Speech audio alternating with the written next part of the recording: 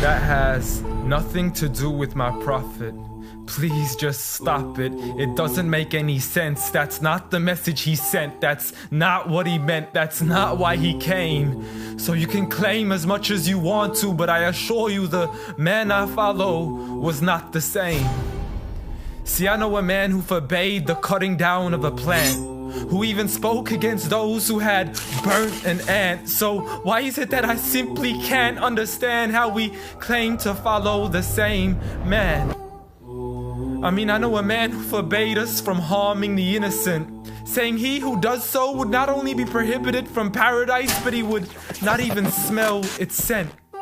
So please tell me how what you're doing has anything to do with the message that he sent.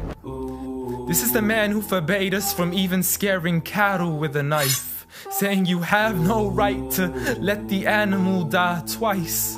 And when he was asked for advice, he'd reply, don't get angry, don't get angry, don't get angry, repeating it thrice. See, I know a man who called to patience first, even to those who had treated him the worst. And when he was asked to invoke Allah's wrath, he said, I was not sent to curse, but rather as a mercy to the earth. Matter of fact, the entire universe, meaning everything that was made. See, this is a man whom the clouds would rush to shade, a man to whom the trees would sway and the birds would flock to seek his aid. For they knew he was a man of justice, a man who would never betray, a man who could be trusted even by those who had wanted him slain. See, Anas bin Malik served him for 10 years and not once had he heard him complain.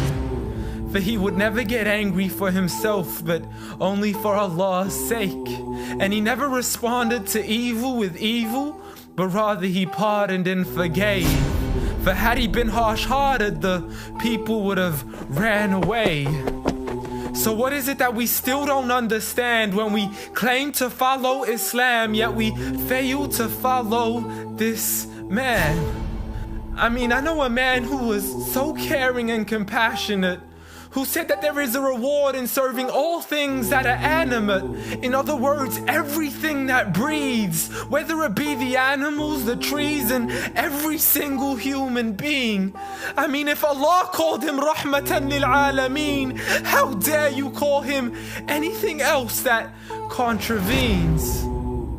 See, this is a man who said that the Muslim was he who is soft, simple, and lenient. A man who taught us himself to be cautious from falling into extremism. See, he was never given two choices except he chose that which was easiest. Not for himself, but for his people and their convenience. See, I know a man who advocated for the freedom of the slaves. A man who taught us that the Muslim is the one from whom the people are safe. Not only from his hands, but even from the words that he says. See, this is a man who would never mock, mimic, nor ridicule, nor would he ever publicly rebuke an individual. This is the man I follow, so forgive me if this sounds unusual. But the man I know was so much more handsome, so beautiful. A man who taught kindness to the neighbors, who taught us to serve others without expecting back any favors, to spread peace to those we know and even to the strangers, to walk with humility and to simply ignore the haters. But nevertheless, I know a man who still taught us to stand up for the oppressed, from the men, women, and children who call out to us in distress. I know a man who taught us to fight for these people, but by no means does this mean we have the right to transgress. For those who oppress have nothing to do with his name. So you can say what you wish to say and continue to defame his name, but at the end of the day, I assure you, the man I follow was not the same.